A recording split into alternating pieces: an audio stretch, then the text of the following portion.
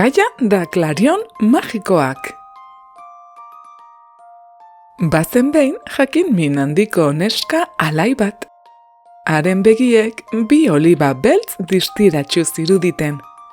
Azala txokolatea bezain iluna zuen, leuna eta gozoa, da ilea kizkurra eta beltza. Amak batzuetan txirikordak egin, da koloretako zintez apaintzen zizkion.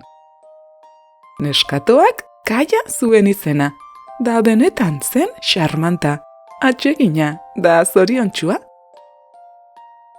Egun bakoitza festa bat zen harentzat. Ikastetxetik irtetean, lagunekin elkartzen zen ibaiak itsasoarekin bat egiten zuen lekuan jolasteko. Ez zitzaion lagunik falta.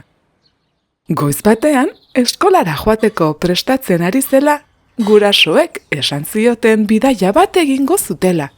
Oso urrun zegoen herrialde batera. Kaiak kilometro asko egin behar izan zituen, oinez, autobusez, trenez, itsasontziz da baita hegazkinez ere. Bazirudien ez zirela inoiz helmugara iritsiko, baina azkenean iritsi ziren. Kaiaren hiri berriak oso izen bitxia zuen. Donostia. Han dena zen desberdina. Auto asko zegoen, etxeak oso altuak ziren, da pilatuta zeuden. Irakaslea zen, izeba jalima bizi zen hirian bezala. Dena iruditzen zitzaion grisahan. Halako batean, eskolako lehen eguna iritsi zen. Ikastetxe berria izugarri handia zen, da etxetik gertu zegoen. Patio erraldoi bat zuen, da aur asko jolasten ziren bertan. Horrez gain, saltogela bat, liburuz betetako liburutegi bat, da irrati bat ere bazituen. Eskola ederra zen benetan, da Amara berri zuen izena. Lehen egunak oso zailak izan ziren. Kaiak ez zuen ulertzen beste umeek esaten zutena. Harentzat arraroak ziren hizkuntzetan hitz egiten baitzuten. Jangelako ordua bereziki gogorra egiten zitzaion. Ezagutzen ez zituen janariak jan behar izaten zituen eta. Gainera, haur gehienek azala bera baino argiagoa zutela ohartu zen. Da batzuek, baita Kaiaren herria argitzen zuen ilargia bezain zuria ere.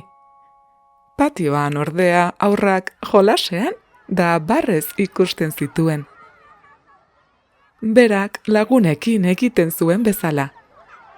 Kaiak haiekin jolastu nahi zuen, baina ez zekien nola hurbildu. Norbaitek eskutik heldu da jolastera gonbidatuko balu. Egun batean, haur batzuk soka saltoan ikusi zituen. Hurbiltzea erabaki zuen, da bere hizkuntzan galdetu zien. Egin dezaket salto zuekin? Baina haien erantzuna ez zuen ulertu, da jolasean jarraitu zuten. Kaia oso triste geratu zen, da berriro ez saiatzea erabaki zuen. Arratsalde hartan, amak zerbait gertatzen zitzaiola nabaritu zuen, da galdetu zion. Zer modu zaude eskola berrian, Kaia? Hemen dena da desberdina, baina desberdina dena ni naizela uste dute, da oso bakarrik sentitzen naiz. Eta amak esan zion. Ulertzen zaitut, niri gauza bera gertatzen ari zait. Baina emaiezu denbora, hemen beste hizkuntza batzuk hitz egiten dira. Zuk haiek esaten dutena ulertzen ez duzun bezala, haiek ere ez dute ulertzen zuk esaten duzuna. Hurrengo egunean, Kaiak ideia bat izan zuen, patioan jolastu ahal izateko. Motxila prestatu, koloretako klarionak sartu eta eskolara joan zen. Jolas garaian, txoko lasai bat bilatu, da Klarion sorta bat atera zuen.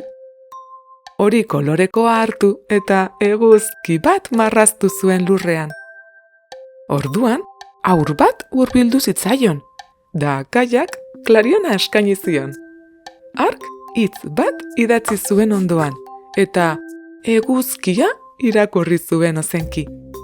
Kaiak bere hizkuntzan esan zuen, eta gero eguzkia errepikatu zuen. Ondoren beste haur bat etorri zen. Klarion urdina hartu eta ibai bat margotu zuen. Ondoan hitz bat idatzi eta ibaia irakurri zuen ozenki. Kaiak bere hizkuntzan esan zuen eta ibaia errepikatu zuen. Haren atzetik beste bat etorri zen, da beste bat, eta beste bat. Bata bestearen atzetik joan ziren elkartzen, harik eta patioa Kaiak errepikatzen zituen kolorez eta hitzez bete zuten arte. Egun hartan, aurpegian sartzen ez zitzaion irribarre batekin joan zen etxera Kaia. Da harrezkero, Amara Berriko gela guztietan koloretako Klarion kaxa bat dago, prest ikaskide berriei harrera egiteko.